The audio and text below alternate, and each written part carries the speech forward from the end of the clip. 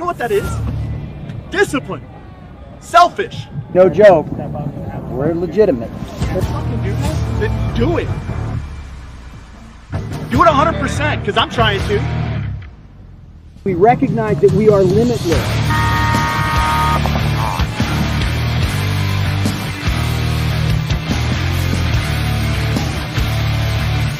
gotta be a champion to become a champion, right?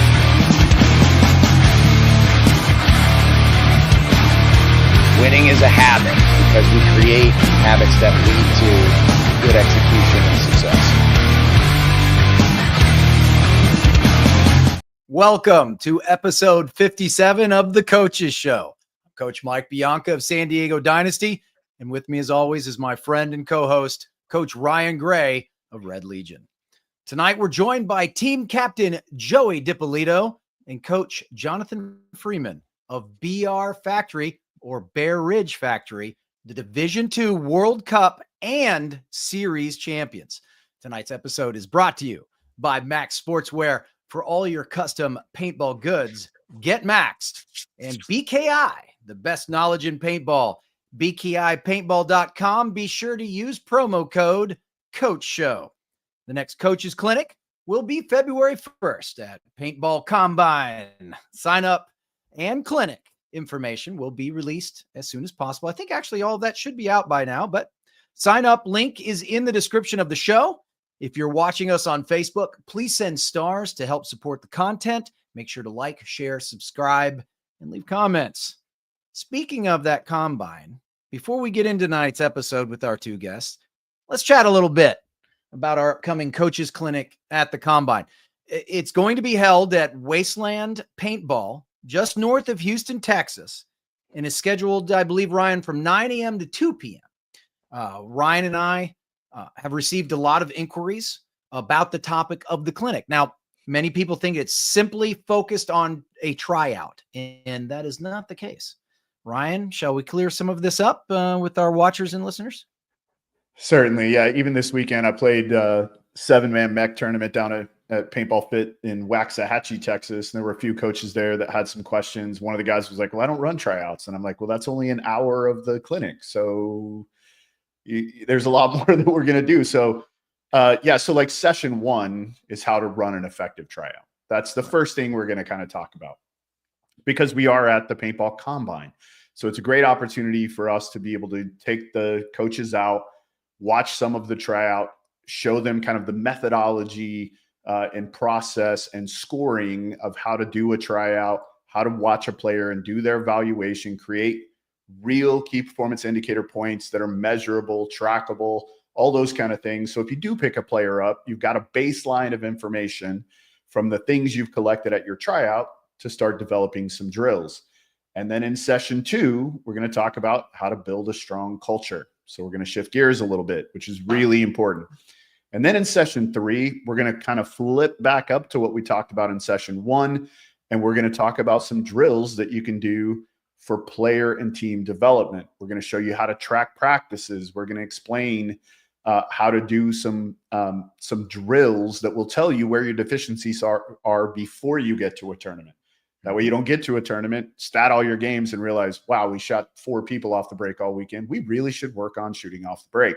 We'll show you a bunch of tools that you can track those things with while you're at practice so you don't pay thousands of dollars to go to a tournament and then realize you have a bunch of problems. So only the first part of the clinic is around an effective tryout. The rest of the clinic is all going to be additional things. And then, in my opinion, probably the most important part is section 4, which is completely open discussion, which means any questions you guys have, any conversation you guys want to get into, we're going to have an opportunity to do that. So normally our coaches clinics are only 2 hours long and we have a 5-hour day to work with. There is a lunch in there, which of course we'll provide, but we're going to have plenty of time to slow things down, really get detailed, really be able to go through the information in a very thorough way. So it's really exciting, but yeah, just the first session is effective tryout. All the other stuff is, and it's all brand new content. So we're really excited.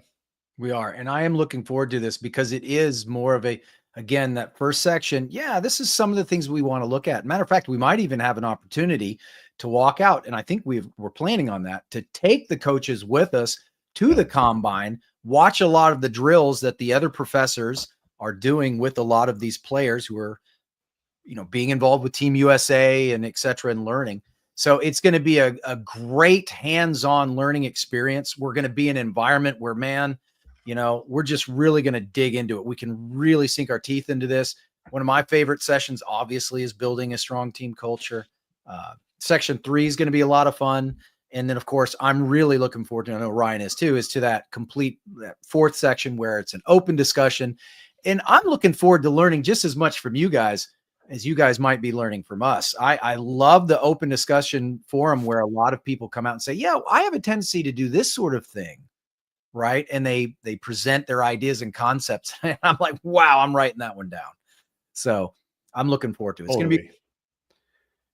Yeah. Every kind of show or thing I've ever done in any of the industries I've ever worked in, I get more out of my peer-to-peer conversations based on maybe some subject matter provided by the presenters, and then having those back and forth with my peers. I usually get more things that are sticky during those conversations, and in that collaboration and the synergy we get to create in that room, which, by the way, the clinic will be completely indoors. We have access to, TV and AV material. So it's going to be maybe the best place we've ever done a clinic. So we're really excited about it.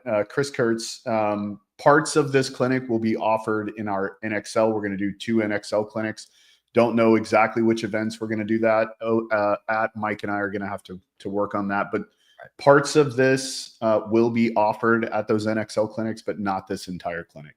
And keep in mind, when we do those NXL clinics, we get 2 hours to work with, and that's it. So, and that's even going to be a challenge with Mike's new role and my new role. It's going to be a struggle. So, if you're wanting to get involved in a coach's clinic, these are the ones you really, really want to take advantage of. Right. Worth the drive or a flight. Yep. It's going to be a good time. So, yeah. And of course, you can always go to BKI, right? Subscribe, become a member, and you'll have access to a lot of this stuff. So. For sure. And I want to make another point too, that I think we've kind of glossed over. There's going to be a great opportunity for scouting young talent at this event. Like, there's players from all over the country who are young, very pliable players that are going to be available at this clinic for you to come and scout. This is a great opportunity. If you're a coach who's looking to try to fill out a roster, this is a great opportunity for you to see a bunch of talent. So, and you'll have a chance to talk to other professionals too, other professional players. I believe Marcelo Margot's going to be there. I believe, let's see, we've got Tyler Harmon. I believe there's Kyle Berry, Ryan Greenspan. These types of people are going to be there. So it's going to be very exciting. Yeah. And Chris, it's a great point. I am going to film the clinic, and it will be on BKI. Probably it takes a few months for them to get it all put together, but it will be on BKI. So that will happen at some point. So yeah, good question. Good points. So yeah, where is Joey? I don't know. Well, enough about us. Hey, there he is. What's up, guys? And Mr. Good Freeman. evening, gentlemen. Howdy, folks. Excellent. So, gentlemen, let's jump right into this. Let's not waste a lot of time. You guys are technically our very first D2 team who earned their spot in the semi-pro, right? I mean, you earned it, right? We're talking about a 3rd place, a 2nd place, a 3rd place, and then you won World Cup. So it was just an incredible 2024 season for BR Factory. But I want people to get to understand a little bit more about you two. So I kind of want to turn the microphone over to you and Jonathan and tell us a little bit about y'all and then how this whole Bear Ridge thing got started. Okay, I'll start it then and go to Freeman later. So I'm Joey. I've been playing since like 2008. Last year, the Bear Ridge field opened up in Jasper, Georgia. We hadn't really had a tournament field in a while. So I guess it got everyone back playing after a bunch of tournament players took years off around. which sparked everyone's drive to start playing tournaments again and brought the BR Factory idea up. So, like Chicago last year, I believe we were just talking about it. I went and played with one of our guys, Wesley Ward. Some of y'all know him. And we went and played Chicago semi-pro with Carolina Crisis. It was not a great time. But that's kind of when we all talked about it. Like, if we're going to do paintball for real and try to make a semi-pro team and make a run at doing something, then why not do it back at the home field that just opened back up? So I reached out to Joshua Stanley, the owner, right after actually the day that we got to Chicago for the NXL event. I was like, this was cool. It's a good idea, but let's go ahead and put, this idea going forward and put it out there. See if it's actually something that we can actually do next year, and if other people have the same thoughts that we do. So we hit up Josh. I hit him up, and he was immediately like, well, yeah, if you want to do this, let's do it as Bear Ridge Paintball. Like, I'm all in, whatever you need. And after that, it was just a couple of phone calls to our old friends. Most of the guys had played with each other for about 15 years now. So at the beginning of the year, it seemed like a bunch of dudes that didn't play paintball a lot, but we all played against each other since probably 2008, So reaching out to a couple local guys and having a place for us to play at, everything kind of fell in order after that. Domino effect, you'd say. I love it. So Josh Stanley, let's talk about Joshua Stanley for a minute. What made Joshua Stanley decide to open a paintball field in Jasper, Georgia? I believe just based off of, honestly, it's where he lived at and where he could get, there was land available to him at the time. So it was easy for him to get in the land over there, start up. Like I said, we didn't have a field at all for probably 2 years within the metro Atlanta area that was like, I'd say within 2 hours of Atlanta. So is that what drove him? Is that what drove him? He was like, hey, we don't have a paintball there field was in this nothing. area. Like, the full story at it, he started the field at his house. Like, he put up a turf field in his front yard.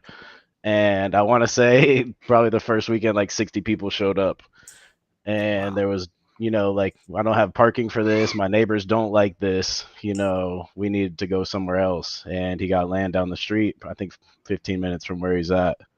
And now we're looking at, we have 3 X-ball fields with 2 more that are about to be ready. And he's opening a recreational side on 40 acres across the street. Outstanding. By the way, I believe Mr. Stanley has entered the chat. He said, I got to add this 3 hours. Really yeah. I mean, I've known you for a while. My drive was always an hour and a half to Prime if I wanted to play paintball. There was nowhere else to go play with tournament players. So that was literally it.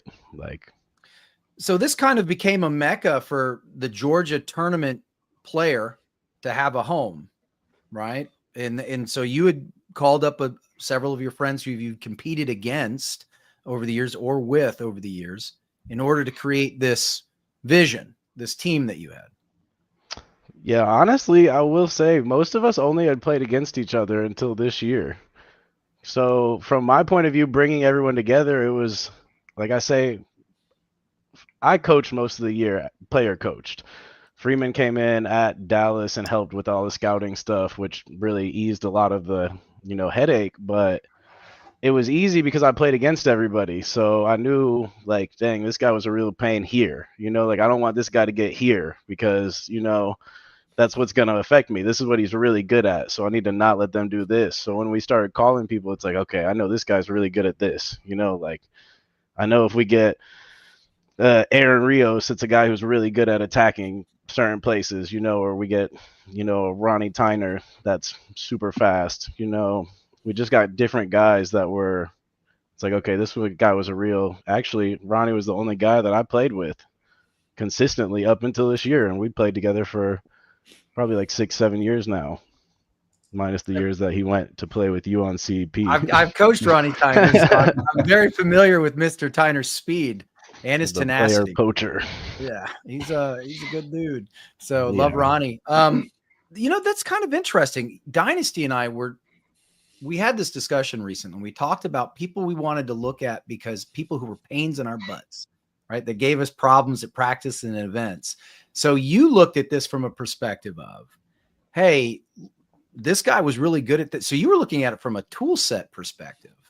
Almost like a defensive way. Like, I would not want to play against this person if they were doing this. So even when I say it, I asked everyone beforehand, like even per event, what do you want to play on this event? Like, what do you feel good about? Because I want to put you in your element more or less than where I want to put you at. Like, where do you feel like you're going to take full advantage of the spot instead of, like, what do I see you wanting to play? Of course. And if it's something like, hey, you want to play the snake, but you're killing the Dorito side, I'm sorry. Or our Dorito player wants to play the home every event. Like, I'm sorry. you know, it's funny, Ryan. He sounds a little bit like a coach. I don't know. But let's flesh that out a little bit. Although his example of a Dorito guy wanting to play in the snake, I've never experienced that ever in my 30 years. I know that's the unicorn, but I was going to let him get away with it. Yeah, hey, I'd love to not be on my feet and go play on my belly. Can we do that? Well, I've never had a player say I got two guys who are like that. Like, they don't want to play the Doritos. They don't want nothing to do with it. Like, don't let me make decisions on my feet. Just let me dive in here and go shoot the guy in front of me or check off the middle. I guess I got lucky in that aspect. I didn't think about it that way, but oh man, that's too funny. But no, that's interesting. That's fascinating to me. Let's flesh that out a little bit though. And Jonathan, I want to get to you in just a moment because but I want to start with Joey. Joey, you said you player coached at the beginning of this. So let's talk about that. Why did you bring in Jonathan then if the player coaching? Talk to us about this. So even at the beginning of the year, I knew that was kind of, I didn't want a player coach. I just really want to play. Like, you've known me for a while. I'm up until this year, I wouldn't even say I was a people person in that perspective where I could coach people.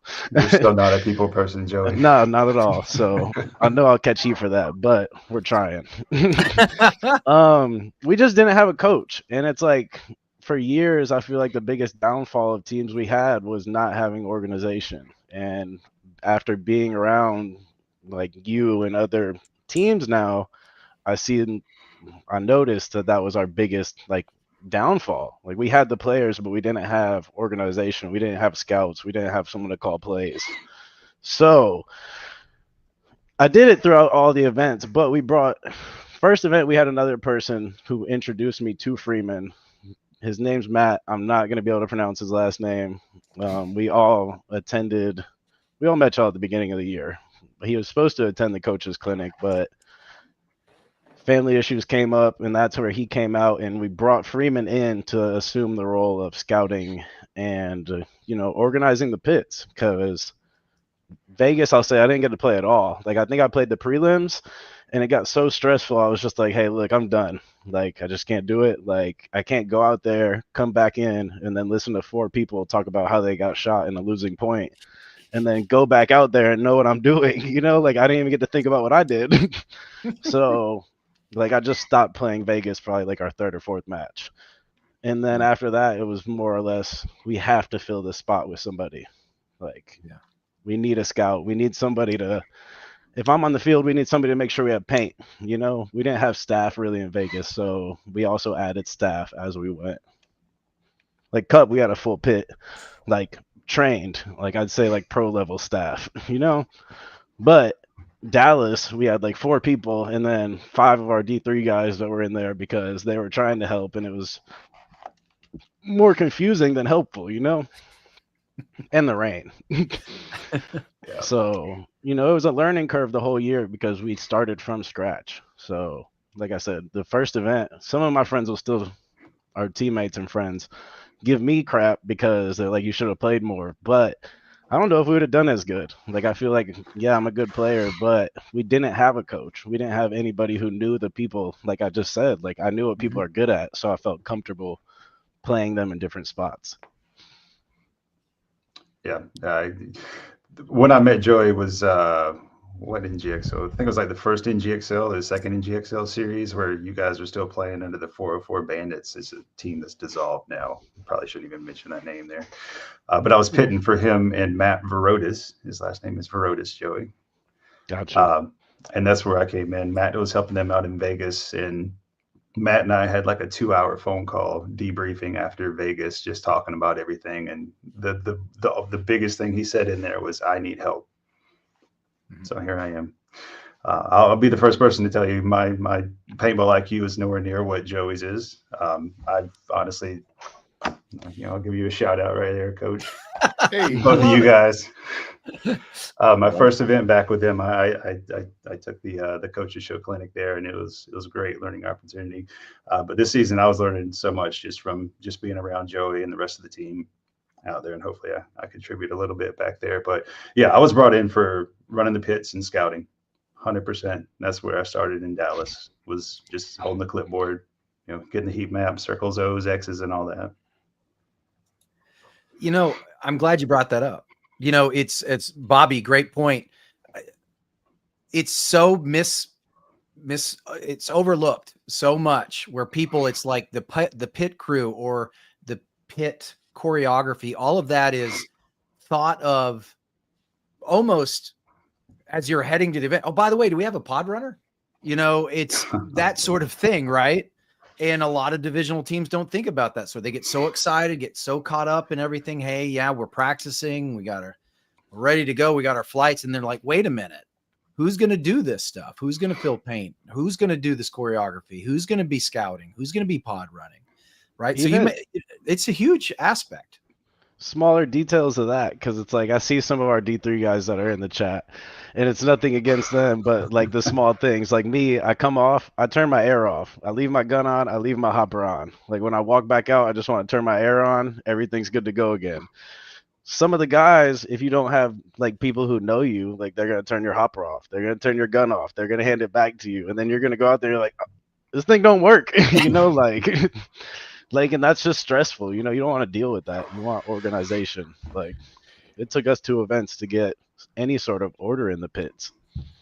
Yeah, Joey, you mentioned a couple of things I want to touch on really quick. You said no organization, no staff, and then you add a coach, you add staff. And obviously that shows in your placing too. After that third event, you guys, you went back uphill, right? You started, you get a third, you get a second, you get a first. There's a rhythm, and I'm glad Mike said choreography, because there is a rhythm and a tempo and a cadence really to how the pit works. So, and you made a good point too about different players need different things. When you have a consistent pit staff, they know you. They know when you walk off, you leave your gun on, they turn your air off. They like, if I'm your person every time when you walk in and I take your gun and I wipe you down, I know exactly what you need. And you and I do that dance the same way every single time. And it allows you to not have to think at all about what's happening in the pit. And you get to go straight to the coach, tell them exactly, or if you're the player coach, they all get to come to you right away, tell you the information that they believe is important for you to have, and then go kind of get themselves mentally ready to go out and play the next point after hearing what the play is. That is, especially if you're in a player coach mode, the pit is more important, significantly more important, in having a consistent pit staff.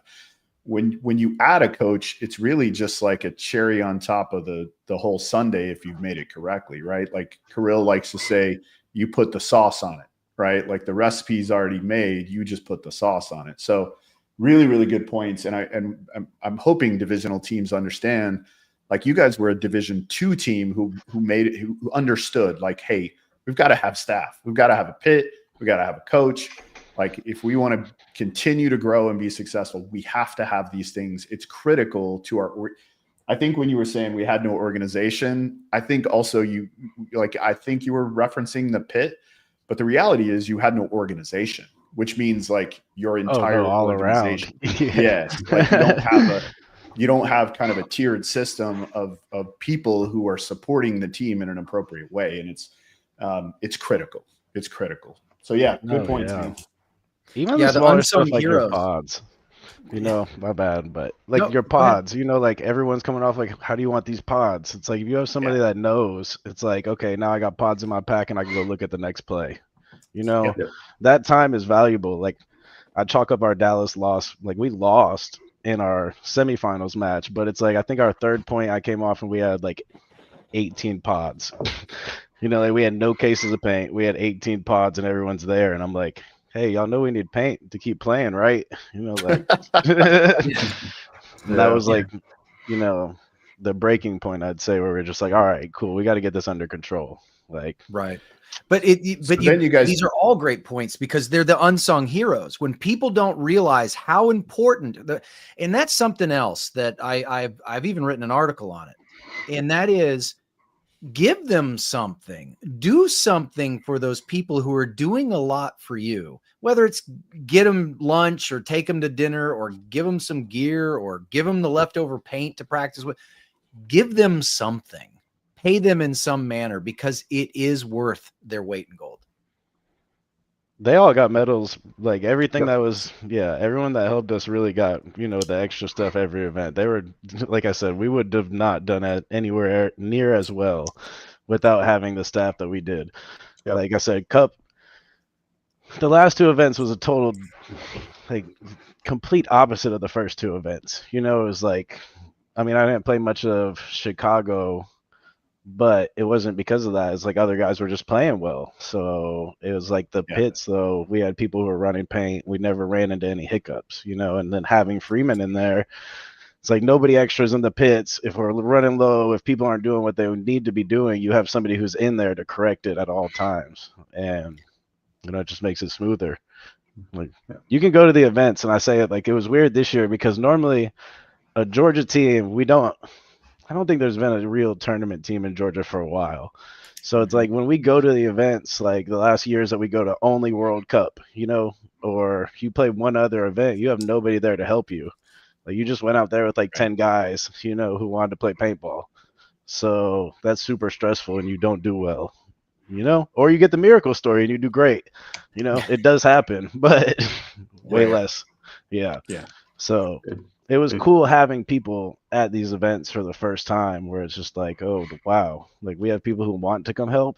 And I think that made everyone play better too, because they're like, wait a minute, people are investing their time in us doing well. Like Freeman paid his own way, it's like no way that we could, like we didn't have team money. We were paying for some of the stuff. We had, funds that were covering entry fees, but that's it. So everyone's still covering our expenses, and then Freeman's covering his expenses. Our pit crews, covering their travel, and we're trying to, figure out if we can house them.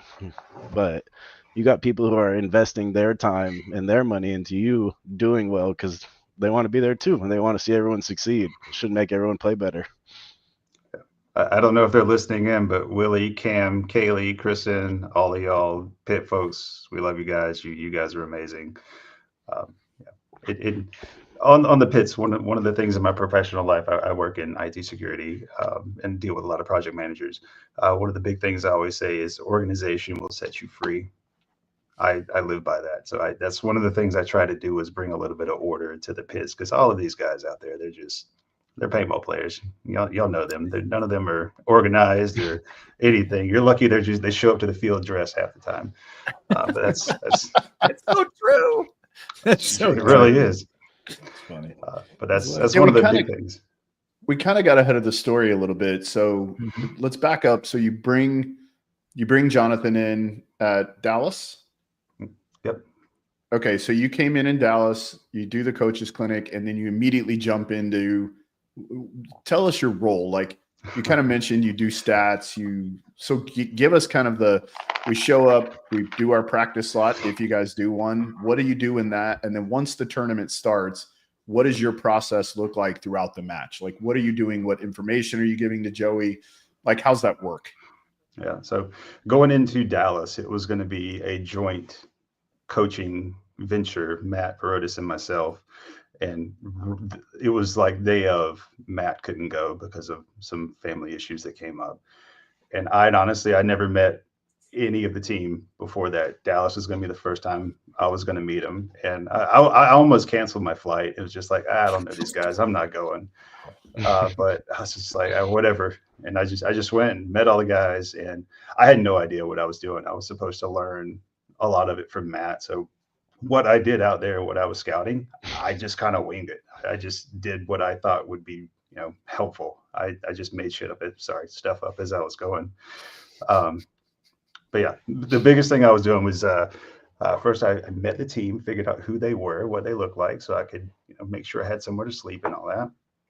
But I just had layouts that I had printed out, and I was just watching teams, where they went off the break, which way their guns were going, who died first, where they were getting kills from off of the break, and just trying to figure out where it looked like their guns were dialed in at, and just let Joey and the rest of the team know that, so they could take it and kind of dissect it a little bit further.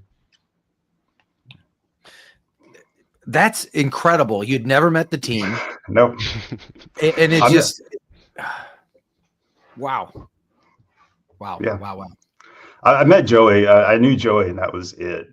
I think it was like 2 days before I was talking to Matt, and I was like, just give me one responsible adult's phone number from this group, and I'll be fine. And I'm not going to tell you whose number he gave, but yeah, I got one person's number that actually responded. So, but I'd imagine the team in this instance probably came in and helped you a little bit too. So absolutely. Yeah.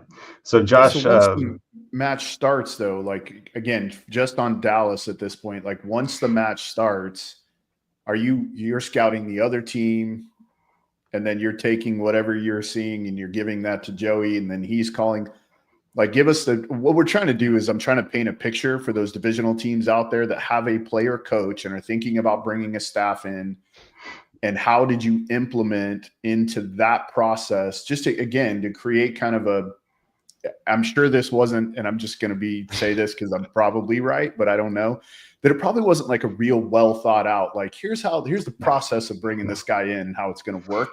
But for you guys, it worked really well. Right. So obviously you're sticking around, you're going to stay with the group through semi-pro. So what we're trying to do is give some tools to divisional teams who are wanting to bring a staff member in who's potentially going to be a coach. What did that look like? What's the process at Dallas?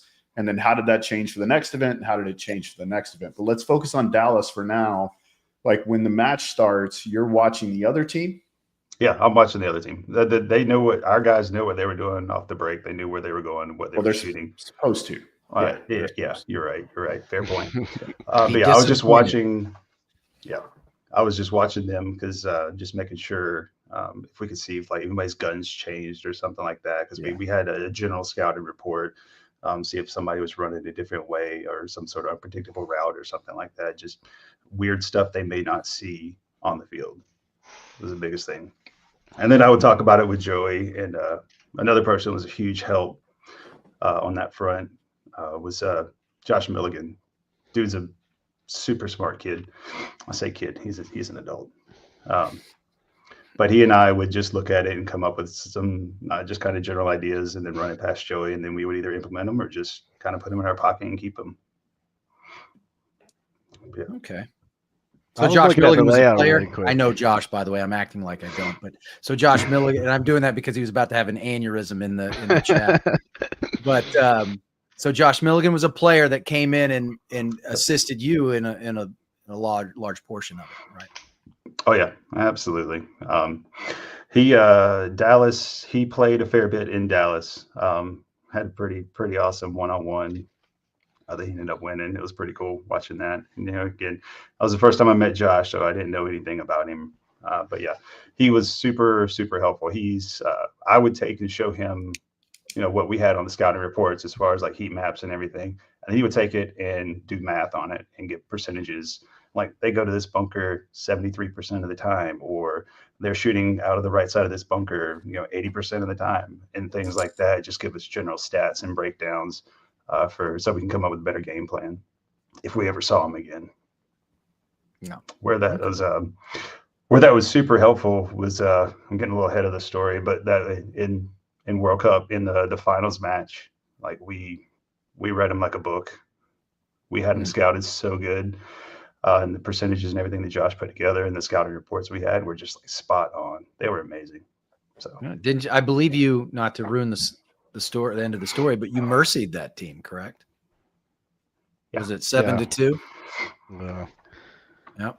I just pulled up some of their layouts from Dallas too. So even going back for Freeman, because that was his first event, and I will say I believe he was playing D4 or D5 at the beginning of the year in regards of like skill rank wise, like where I brought him in and asked like a lot, but tried to, I guess, mitigate it a little bit where it's like, hey, if you could just do this part, then we could figure out the rest of it.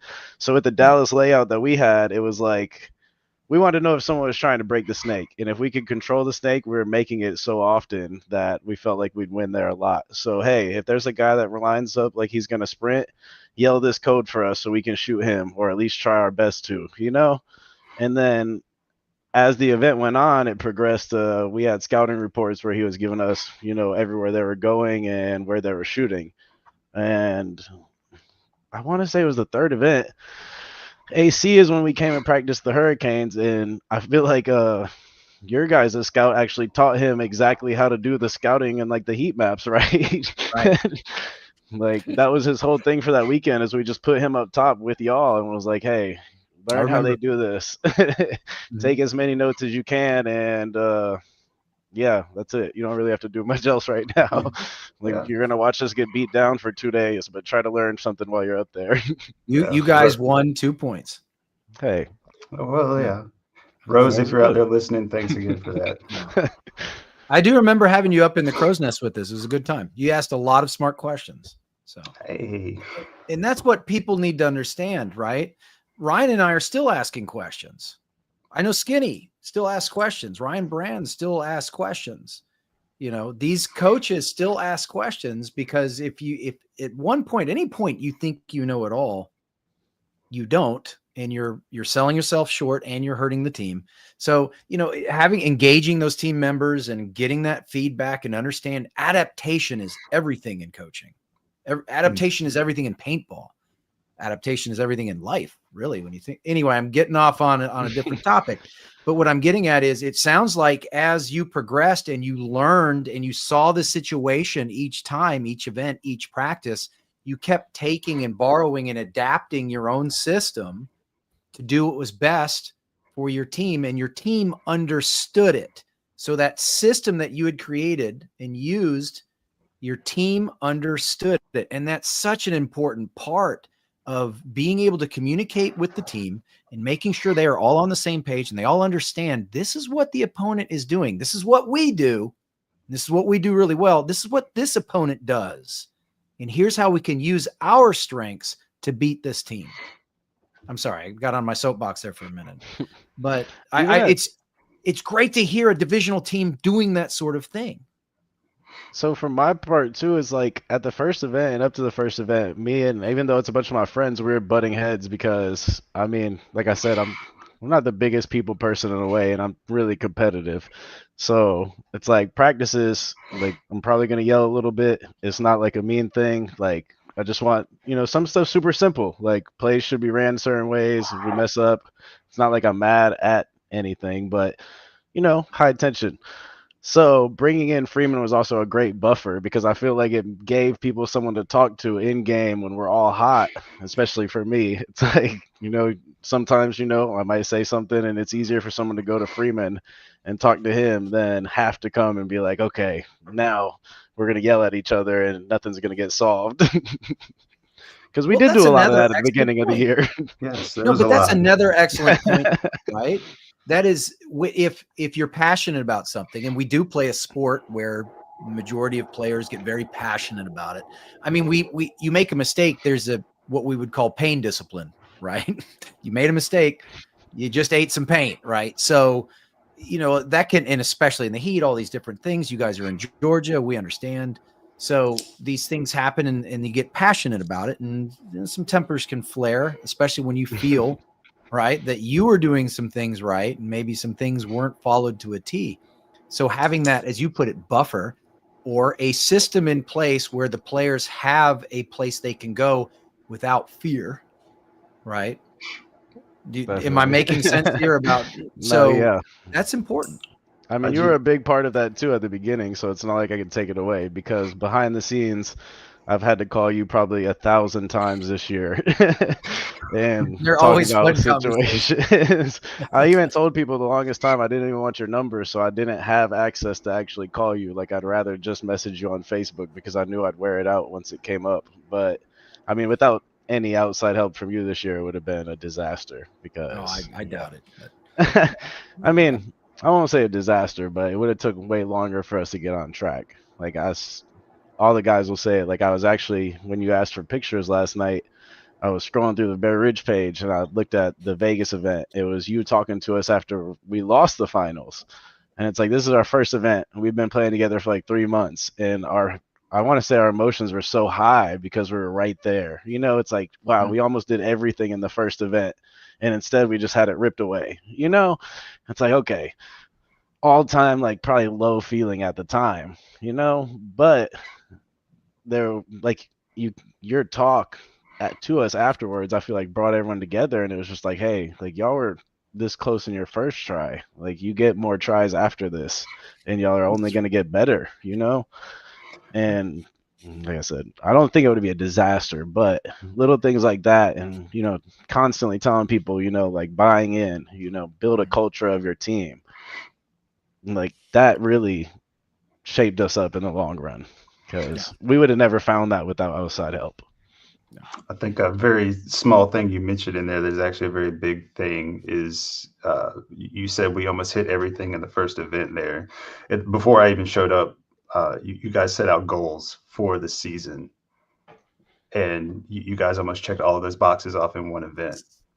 You know, we kept all of the same goals from last season going into this season. That was something that Joey and I, in our last meeting, we did go over with all the guys. Like, our goals haven't changed. We're just now semi-pro, so we have all the same goals. Oh, now that's a great transition into this next. And Ryan, I apologize if you want to hop in here and ask anything. I'm kind of I apologize. We're so far off topic. Let's just keep the flow going. Like, but I thought you talked about goals. So what were the goals that you had set? What goals did a D2 team from Georgia set for their NXL season? First goal was win a point. Plain and simple, just win one. And then it was win 2 points back to back. Win a game. Yeah, we stole your goals. I did. I was going to see how long it took you there. I mean, not even like that, because in a way, it's honestly what every team should have as goals. Yep. Like, if you're not looking at it as that, where you got to start every match one step at a time, too. It's like, if you're building up the goals 1 point at a time, you know, 2 points, win a match by a mercy rule, you know, win 2 matches. Like, then as you go, like, we also had other goals of trying to build, like, we started everything from scratch, so we can't just say that was it, because like, me and Wes had so many behind the scenes talks about it. Like, the goal was to build a program that'll stick around too. So foundationally, I feel like we had a great first year that helps with the long run of Georgia paintball now. Like, yeah, we accomplished small goals as a team, but we had bigger goals as a field, you know, and as a program. Like, last year we had 2 teams. This year we'll have 5 NXL teams. You know, like, it's not just goals that we had for ourselves. Like, we did want to grow other things, but basic goals, yeah. If you're a team coming into paintball Division 6 through pro, and your first goal isn't to win a point, you know, when you go out there, then I feel like you got to look at some different goals. And even that, you hit us with it. I want to say like the third event. What? So we got second, third. The third event, you talked to us, and it was Sunday, and it was after we lost and we're playing for third and fourth, or it was after we lost for first and second. You were like, I mean, at this point, y'all are here every Sunday. You know, like, you're like, this is where you're supposed to be. You just got to figure out the rest of it now. Like, how do you get to the end of Sunday? And it was like, okay, like, being a Sunday team every event was one of our goals, and at event 3 we're doing it, you know. So there has to, I guess, you refocus your goals once you knock them out. Like, right, you don't move on, you don't go to the next level until you've stepped onto the right level and you've got firm foundation on that level. I saw Ryan writing stuff down. Ryan, you should should say something and you wrote down. No, I was just, so those goals that you guys are talking about, I mean, those have been goals that teams have had since I started coaching back in 2007. Like, those are really normal. And everyone through any process of your life, you should be goal oriented, like whatever it is. I mean, you get up, your process and your goals are kind of the same. Like, I'm going to brush my teeth, I'm going to take a shower, and put deodorant, whatever. You have little things that you do that become habit, but it's because of the goals that you set that makes them habit, right? So like winning, you know, when I was coaching FSU and we were playing even in semi-pro, like it was not abnormal for us to mercy rule a couple of teams throughout the prelims, because the division, and you'll get there next year and you'll realize this, because you guys are going to do really well. And we'll talk about that in a minute. The division's going to be really diluted, right? It's going to be very top heavy, very bottom heavy, where, you know, the top few teams are going to be really good and the majority of the rest of the teams are going to be not as good. And so you get to a place where, because you've set appropriate goals, they're not expectation, but they really aren't, like when you mercy rule a team, you just get used to it. Does that make sense? Like when you're playing those first two games in the tournament and you're playing the bottom of the league, it becomes like, if you don't mercy rule them, it's like, okay, we have a real problem, right? Like we have to make corrections. We've got to fix some things. So having those goals is critically important. But, you know, when you're starting to talk about entering a new division, right? So Division II is tough. In my opinion, one of the hardest divisions in paintball, because it is really, it's a mixed bag, right? Yes. Like you guys have Cody Smith. So you understand there's old pros who come back in and they'll end up playing places like Division II. So you just never know what kind of team you're going to bump up against. Whereas in semi-pro, kind of the top 5 teams have been pretty consistent there for a while, right? Mm-hmm. Now, of course, Paintball Fit has moved on. Blast Camp has moved on. Now you have 2 more semi-pro teams who've moved out. You guys are coming into a pretty neat opportunity where it's really, I mean, from our perspective going in, and Mike and I have talked about this. I think we talked about it on the show where we had Chris, the coach from Chris Formaselli, right? The coach from Leverage. We talked about it. Like really, it's you guys and New York Wrecking Crew that I think are going to probably be at the top, right? One, because I think you guys have become really used to winning, and that kind of contagious sort of champion mindset and attitude. And then you're wrapping in understanding of organization and things of tempo and flow in the pit, things like that. You're going to be, if you don't do well, I think it's probably going to be your own fault. It won't be because teams are better than you. It's because you didn't do something correct, if that makes sense. So I just wrote down, like, you know, your goals, and that should start over at every event, right? It kind of should, but because you do it at every event, it will sort of become a habit, right? It won't be abnormal for you guys to mercy rule a bunch of teams. So. And I'll say that, like, some of the teams, I do think, like, I agree, and I don't want to give Wrecking Crew like too much, but like I've watched a bunch of those dudes all year, because those dudes should be the team to beat, you know. And I'll give it to Leverage, because Leverage they helped us out a ton. They gave us event practice, like the 2 of the hour slots before, I want to say 3 events this year. And we either come in on a high after playing, you know, like our D3 teams and feel great, and then immediately go play Leverage and get smacked down, you know, and be like, okay, well, we're terrible at paintball. This is awful. Or, you know, it's be like, okay, we're on to something here. Like, we'll probably do okay, you know, like, so those dudes were great for us this year. They helped out a ton. Like, them and Ology were the only 2 teams that were like willing, well, besides the Hurricanes, of course, that were willing to give us practices at events. And they were like, hey, we don't want to play teams we might play. And, you know, y'all gave us good practice. So that was huge for us. Like, I'm super excited to see those guys go pro this year, because they were really nice all year to us. Yeah. I kind of want to pull that thread on the mercy rule a little bit. We mercied a lot of teams this year. That's what I was looking at. Yeah, it's a lot. And honestly, there's some match or some events where it was like quicksand. we would slip up on one team that actually came out and swung pretty hard at us, and we would lose, and that would knock us out of first and second contention there. But then the next game we played for third and fourth, we just beat the brakes off of them pretty consistently. We just needed a punch in the mouth every once in a while to remind us that, hey, these guys can play a little bit. So don't get sucked into that quicksand. Anybody out there, if you do mercy a lot of people, keep playing hard. And don't sleep on the teams, because like Ryan, you touched on it. The division does seem watered down, but I don't really think it's as watered down as people are trying to act like it is right now. Like, obviously y'all came up in a harder time of semi-pro with y'all, like the New England Canes, you with Notorious, like Fit was still going around, Blast Camp's coming up, I guess Sea Dogs were still there too, right? Sea Dogs, 18. So at that time, it seemed super stacked 1 through 8 wise, but it's like, I'd say like 1 through 5 is probably consistent, and the other teams are just like in the middle. Like, I don't feel like the teams that are at the bottom are at the bottom, but the middle teams are like right at the breaking point. Like, they might not have pit help, or they don't have a good coach, but those teams like slip up and have one decent event. So even like us this year, we practiced the Hurricanes for that third event. And then the first team we drew was probably the worst team in our division, and they took us like a 7-6, 13-point match.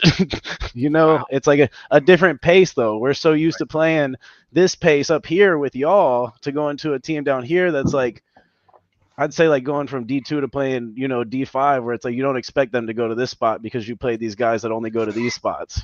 These guys know what to actually like you can make every time, and these guys are used to playing people who let them go everywhere. So it's like, whoa, the different pace of some teams really throws people off, and I think that hit us a couple of times this year. So that's a great point. That is a really great point. That team there was a couple of things that team probably had going for them. One, they probably played teams, like you said, that let them get away with certain things, while at the same time they had nothing to lose.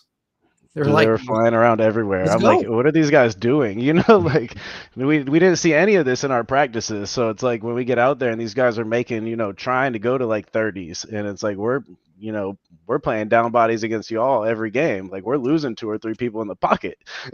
So, like going to a 30 off break seems unattainable every point. And then these guys are like, we're going to try at the first point. It's like, okay, what is going on right now? Yeah. Marcus, go back. Can't really sleep on these teams. So, but yeah, that's a great point. And I love your point about quicksand, Jonathan. Great stuff there. But, we were talking about goals. So as we're getting through here and we're talking about the team here, I guess, your goals worked for you for this. And I'm not sure if you answered this question. Do you plan on those goals changing for 2025, or are we going to keep it the same?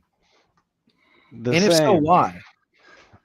The same to not overcomplicate things. Like, the goal should be the same. Like, we want to win a point, then we want to win a match, multiple matches, and hopefully, string those together to win an event. But overall growth, like a hidden goal from last year is like some of us wanted to play semi-pro. 2 of us wanted to play semi-pro. Some of the guys wanted to play D3. Most of the guys settled on D2. Like, we were all ranked D3 or D4, I'd say. Yeah, I'm pretty sure everyone was ranked D3 or D4 at the beginning of the year, except for one guy. So it was really like, I wanted to play up, one other guy wanted to play up, some of the guys wanted to play down, and then have a year to put it together. So we had goals as like, we want to get the team on one page. Like, we want to iron out our codes that everyone's comfortable with. So it's like some of the goals that we don't have to carry over are out of the way, and those will turn into other things. Like, we've talked off to the side. Like, I'll say our main goal is we need to add to our calls. Like, our communication is good, but we started from the beginning. Like, we didn't start with any codes. Like, we started from the scratch at the beginning of the year and have added throughout the year to now like a page and a half of codes that we share with all of the teams, because we're trying to get everyone on one page to make it easier. So like, at the beginning of the year, we had a ton of goals because we didn't have anything. So going into this year, the simple goals roll over per event. And like, I guess team goals wise, we have other ones. Like, we're still trying to find a coach because we have Freeman. He does great, but bringing in someone experienced that, can actually call plays and, help give guidance on the outside. So it's not just putting all the weight on Freeman and then I'm coming off and I'm having to cram information in and then give a play back out. Somebody with an opinion, which he gave credit to Josh earlier. Milligan, great help. Like, I didn't know the guy very well at the beginning of the year. I was super questionable about him. I've voiced this over and over again, but that dude was the hardest working guy at our tryouts last year. So without a doubt, I was like, yeah, we got to bring this guy in, and it paid dividends all year long. Like, he helped out so much in the pits, off the field. He was the first guy to get on someone's ass when they were slipping up too. That wasn't me, because it's like some people, like I said, I'm hard on people. So it was a outside voice that was easy but still stern. Yeah. One thing to point out, he came to the tryouts wearing blue jeans, No, it was sweatpants at the tryouts. Was it sweatpants? I think he wore sweatpants, but that's why I was questioning him, because I've always seen him wear blue jeans, and I just thought it was weird. I told him he can't do that if he played with us this year. Yeah. Christian from the podcast In the Pits has a good question right here. now. Y'all podiumed every event, but only won the last one. What message are you guys saying between events to get better event to event while still acknowledging that podiums are still a success? That's a great question, Christian. They were a success, but we just look back at the heartbreak of missing the gold in all the events. Some of those hurt real bad. And honestly, we were all, I think, on the same page that, if this is going to sound stupid, but if you're not first, you're last. We wanted to win one. Yeah, exactly. It's hilarious, but it's true. We all have the medals. We were all heartbroken at a lot of the events, but we wanted gold. There is something to be said about that, like that feeling you get when you're second place. And and I'll tell you, from a coaching perspective, it's really hard, because you almost, it's like, man, I wish we were eighth. Because then it would be like, hey, we still have all of this work to do, but then you get second, and then you can, if you're meticulous, you go back and watch that film, or you replay the moments if you're a divisional coach, and it's not on Go Sports for whatever reason, and you pick every moment out where a mistake is made, and it's mind numbing. Right. Whereas, like, if you're eighth, every event, yeah, where if it's like you're in eighth place, you're like, here's all the mistakes, and there's nothing we can do about it. But like, these are all the things, we have a lot of work to do, right? And so there's all this, deep motivation when you're second, and you're just right there from tasting it. It is very, very difficult, very difficult. I've been there many times, and it sucks. It's horrible. Especially when you feel like you should have been the winning team and you beat yourself a lot. Because, like I said, I remember every event, because I know, not even trying to be like cocky, I believe that we put in the work and we deserved it. So confidently, I think we could have went 5 for 5 this year, but we beat ourselves in the semifinals 4 times this year. Like, and it started at Vegas, and some of the guys would go back and look at it and be like, yeah, I did this wrong. Or, I played first event, guys played themselves to death, like we didn't have a deep bench. We had 5 guys who were on fire, and they didn't want to come off the field because they knew they were on fire. And then, the finals match, fatigue sets in and the mental mistakes kick in, so it's like another thing you got to learn. I said at the first event, my biggest thing, I wish I would have subbed in more to give some of the guys rest in spots, but like I said earlier, I thought our biggest weakness was we didn't have a coach, so I stopped playing to coach, and then some of our guys just got wore out in spots that we could have rotated into a lot. Yeah. So lessons learned this season. We learned that coaching is important. Staff choreography and having a staff is important. We learned that having gas tanks and maybe a roster or bench is important. Right. Make that a goal. That was the goal. Physical health. If you're not working, if that's not a goal you're not chasing all year long, then you're falling behind somebody, because somebody's doing it. That's one new goal we actually added, was fitness. We're supposed to have our first mandatory practice last weekend, but in the South, when it snows, we freak out. So we got it next weekend. Yeah. All them, they're going to have jelly legs after next weekend. If you guys are listening, good luck. It's going to suck. You're going to hate me. Now, a lot of that also, right? So we've learned that, that mental toughness in the finals, right? Not just the fitness aspect of the mental toughness in finals. I heard you also say that a lot of your players went back and watched tape and said, oh yeah, I made a mistake here. Yeah. I don't know very many divisional teams. And it's great to hear you say that they went back and they looked in the mirror and they said, oh yeah, we could have done this better. I should have done this better. That's fantastic. We watched it at the house when we got back. Some of y'all were at the little players thing, and we were at the house watching our loss, trying to figure out what happened. I still remember I was at the airport downloading it on my iPad, and like one of the weirdest parts of the year is one of the guys from Georgia flew out there to watch us, and he's just like, I'm downloading this terrible loss to watch on my, 4-hour flight home. And someone like stops me and he's like, hey man, I flew out here to watch y'all this weekend. And I was like, why? We sucked. And he was like, no, it was the coolest thing ever. And I was like, wait, like you got to be talking about someone else, right? But yeah, we all watched it. Like I feel like everyone got way better about it. And one thing we added in this year is like we brought GoPros to every practice. We brought GoPros to LAX. We had multiple GoPros at Prime every practice. This year we've already got 2 drones and 2 GoPros, and like if you can gather as much video as possible. Yep. I have it all on my computer. I watch it all the time. Like I know Josh uploads some of it to his YouTube, and I go back and watch those when I'm not down here at my computer. But my phone, I have an external hard drive filled up with everything, and I have a bunch of it on my phone clogging up space because I mean you just learn so much and learn about your guys' tendencies too. Yeah. Like, why do you keep leading out and getting shot in this position? Or why are you going too fast here? Different things, But if you don't have the film, which a divisional team, like you said, we didn't have it for a lot of our matches, so you have to get it. Like, I'll give a shout out to the TPP team. They have their owner, which is, I think the dad. He records every match. He has the NXL Media Pass. He records every match on the field. Like he's out there for everything. So even though we weren't on Go Sports or on YouTube this year, they had a ton of video that they got to go back and watch again because they had somebody with a media pass that could go out there and record everything for them.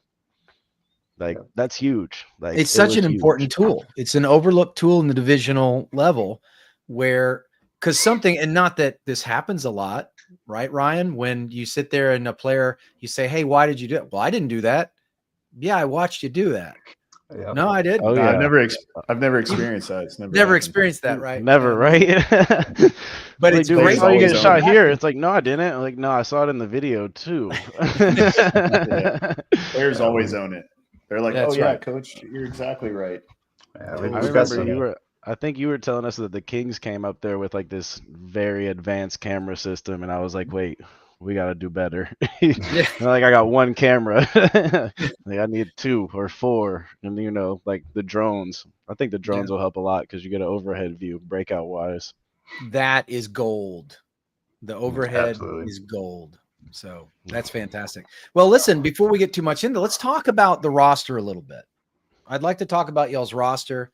So any shout outs to your team? Do you want to list your team's names? And is there any roster surprises that you guys might want to talk about? We do have some roster changes. We had one guy that's dropping down to help our D2 team come up this year. We brought in a D3 team that was our scrimmage partner, Cleveland Chaos. They're now the BR Factory D2 team. Yes. I know you know them. They're a great team, super solid. Awesome. That was our sparring partner for the majority of the year, and they were a D3 team. But I believe they finished D3 after only playing, or third after only playing 3 events too. Like, super good team. Like they were in the champions bracket, and they did not play the whole season. Great guys. Yeah. So we got one guy that went down. We're bringing in one of our old players that played with me and Ronnie on the Jungle Cats that you're familiar with, a Justin Bailey from the Hurricanes. One of our longtime friends is coming back. So Justin Bailey, former of professional team New Orleans Hurricanes, is dropping down to semi-pro to play with BR Factory. He is, and we are very excited to have our friend back.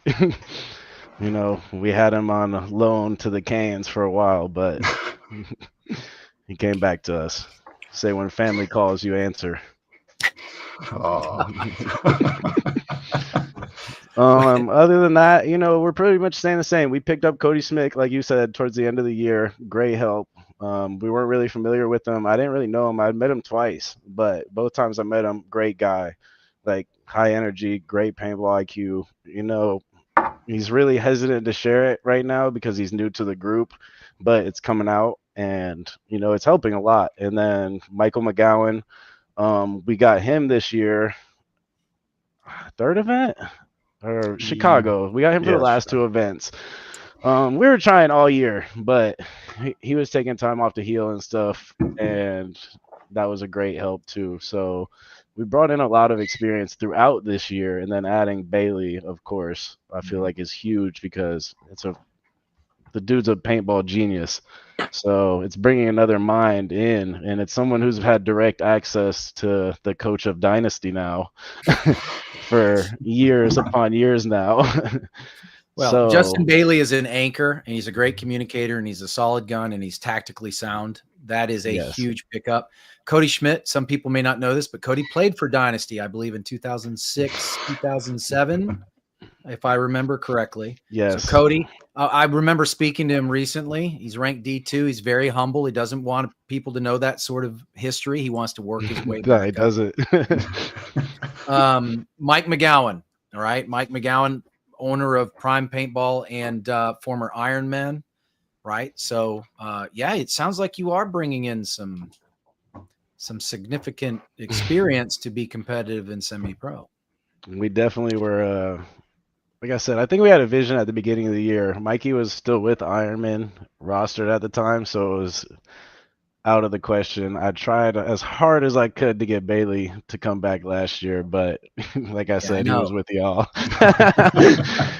But I mean, I think we touched on it earlier, but there's been no tournament paintball in the Southeast for a while. I'd say since Prime fell off. Well, not in the Southeast, because you do have the teams in Florida like Dynamic, but outside of Florida, nothing. Like Georgia, Alabama, I don't think Tennessee, the Carolinas, they had Greenville Growl and the Crisis team.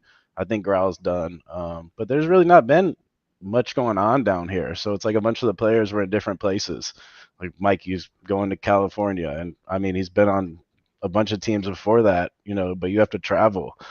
So kind of trying to assemble the people that are close. So like we haven't, like he said, touched on it earlier, Freeman did. We were supposed to practice this weekend. It snowed like 6 inches. I haven't left my house until today because the snow's gone. I had to go get coffee one time. It was really scary. But we were trying to find it where we didn't have to draw. I think Milligan's our farthest person, and he's like 5 hours from our practices, I believe. And when we do our layout practices, we primarily do them at Prime, Mikey's Field. It's great. If you haven't been to Prime yet, you should check it out. Best grass. It's like football stadium quality grass. So it's easy. I'd say like it's within 4 hours for everyone to get to either one of the fields. So no one has to go really far to make our practices. So, convenience was a huge thing. Like I don't want to try to draw in somebody from California, just because they're interested in playing. Like if we can get one of our friends that's right here, and it's like Mikey is one of our friends that we had to, go after, remind him, come play with your friends if you're not going to play paintball. But I feel like it, some people, like it was cool. Once we got all of our friends together, it showed everyone like, hey, we can go win together with our buddies. You don't have to go find people, there's guys right here that are really good, and bringing in people like that, someone that was so talented in the area, like showed everyone and gave everyone a vision of where we could go with it, I guess. Even like you touched on it, Ryan, earlier, we were really bad about the pits until Cup, and Mikey gave us something at Cup where he was like, I feel like Friday, we got a ton of penalties in our last match against Wolfpack. It was very stressful. We were in the champions bracket. It didn't matter, but it's still, you want to do well. I think we went up 4-0, and then we got majors in 3 points and a minor in 1 point and ended up tying the match. And it's like, hey, like, what are we doing right now? And then afterwards, Mikey kind of set us down, and he's like, hey, I think this is what it needs to be. We got 5 guys in the pits that are in the pits. You need to pay attention to the guy playing your spot, and you need to come back and tell him what the person on the other side did every time. Or you need to tell him what he did wrong every time. And it was something we hadn't really thought of, but it was so simple and so effective going on into like Saturday. We practiced that way. We booked a practice spot at Legacy with Cleveland Chaos, the team that we were practicing with, I told you about. Mhm. And we did that where it's like, hey, if this guy's in your spot, you go tell him what's going on every time. And then we did that Sunday, and it was huge. Like it was just little things that we would never miss unless you bring in some guys that have, or we would have never got if we didn't bring in some guys that had that experience and been around other teams at that high level. Well, let's go through the roster really quick, and you tell us whether or not they're coming back for 2025. So Tanner Conrad. He's going to play with our D2 team. He's dropping down and playing with Chaos, BR Factor and D2. Then you're next. I assume you're going to continue to play with the semi-pro team. Yes. Alex Hicks. He is taking a year off he runs an I-75 paintball, the paintball buy-sell trade page and online shop, and taking a year off to focus on business and, life. Okay. Tyler Hull. Staying. Everybody else is really staying, and then we're adding Justin Bailey, and I would have forgot. I'm glad that we went back to. We're picking up one of the guys from our D3 team, Davis Stevens. Yeah. That was like the diamond in the rough of what we had for the D3 guys last year. Like, this kid was at the field 2 days every day since the season started, and even leading up to like our tryouts, which was already kind of a thing that we had our eye on picking him up. But like, I called up to the field Thursday. He was at the field Thursday at like 2 p.m. drilling. The past couple weekends, we've been at the field. I'd say 3 to 5 of us are there almost every weekend, Saturday or Sunday, or if not both. So some of us are still there pretty actively. That kid's there an hour before we are. Like, I got there at 9 last weekend, both days. He was there at 8, and Saturday he was doing snap shooting down the snake with the snake blown up, and Sunday he was doing snap shooting down the Doritos with the Doritos blown up. And it was one of those things where it's like you want this kid on the team because he's going to make all of us get so much better, and he grew so much this year. Like I mean, all of us are super excited to have him. Nobody's going to outwork him. He is. Dude doesn't quit. Yeah, and he's like, I think he's 23. Like, he's super young too. So this is kind of like him and like Josh, the guys, Tanner. Some of these guys are in their 20s. They still have years. Some of us are 30s, mid 30s. Like, we still have some years, but like I said earlier, we wanted a program here. So some of these younger guys are going to be at the program. So seeing some of these kids like him get so good so quick is super cool. Awesome. What was his name again? Davis? No, Davis don't I told you about him at one of our practices, but you weren't paying I remember. No, and you need a player like that who's going to push you guys, right? Nobody's spot safe. This guy's chomping at the bit, right? So he was joking with me last weekend about taking my spot. It's like, dang. Where does he live? I can't tell you everything. You're gonna have to search him out.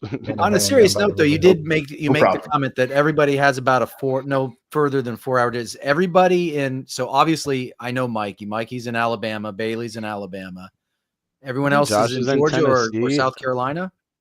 Josh is in Tennessee. Everybody else is in Georgia. Okay. Yeah. So you have 3 players outside of there, and the rest are in Georgia. And I mean, I guess one thing to touch on in that area is, like I said, especially last year, 6 of us were at the field every Sunday, if not Saturday.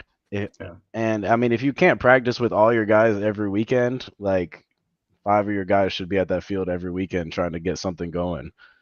Because think about PB Fit. If you can't play 4 days a week, can you at least play 1 day a week? Can you play 2 days a week? Like, if you're not doing something with your gun, if you're not getting around some of your guns and your guys and working on communication, then you're probably falling behind in Division 1 especially, but Division 2, like I say, the TPP crew guys, they're in Puerto Rico. They even told us they have nobody in their division to practice against. They just have their tournament players, D2 and down. And I think they did have a D1 team, but I'm not really sure. Those dudes only do drills, but they're out there. Like, I'm friends with a couple of them now, so I see them on Facebook like 3 days a week out there drilling and practicing, like 4 or 5 of them. Some of these guys are really working. It's like, I remember seeing J-Rab post something a while ago about people messaging him about what it takes to go pro. And he was like, I mean, how often do you practice? It's like once or twice a month. It's like, yeah, if you're not practicing 2 days a week, at least, like, you're already behind, especially if you're not already pro. Like, if you're not already there, then you probably need that extra day. Yep. We got two guys putting in that work. Davis is always at the field, and then we have another guy, Blaine. That guy's running every day. His physicality has gone up as the season went on. He's gotten so fast, and there's long points on Sunday. He's still running as fast every time. He walked up on Bianca calling some of our guys fat at in between AC and Chicago. Yeah, AC and Chicago. Yeah. He said, "Hey, some of your guys are getting worse and they're out of shape." And Blaine was like, "Is he talking about me?" And that dude has ran 2 miles a day since, I think. Every single down day. like 25 pounds. Like, I did not call anyone fat. Did not say that. Out of shape. Anyway. Whatever you said worked. So yeah. Yeah, definitely. Excellent. Well, it sounds like BR Factory is ready to roll for this. So I got a couple of questions about your practice ethic. How you guys already got your schedules put together. You talked about better organization, right? So you split your time. You practice some at Bear Ridge, you practice some at Prime. What's a practice weekend, an off layout practice weekend like, and what's a layout weekend like? This first one's going to suck. They're going to hate me because all these people have been in hibernation since World Cup. These guys really haven't been that physical. So we're going to do a lot of physical stuff. I'm going to get them good and tired. And then we're going to do some situationals and maybe some points. But yeah, the first practice is going to be physical. I like it. Heads up. I will tell you that if that's the case, that is something you have got to change for your next year off season. Like, you're not like if you want to take a week off after World Cup, fine. But like the physical stuff should start the next week, really. Well, like we've all been working out, but getting to the field, like the first 2 weeks, everyone was at the field. I feel like we still were practicing good.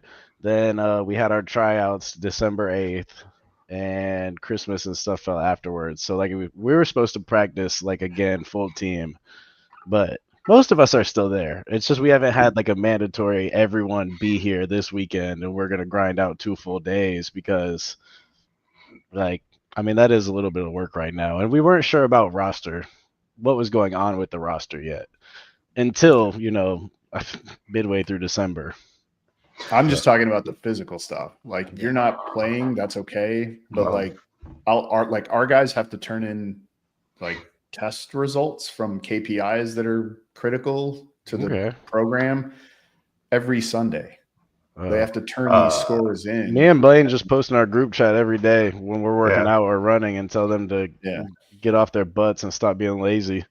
Good. And kind of just our jab at everybody.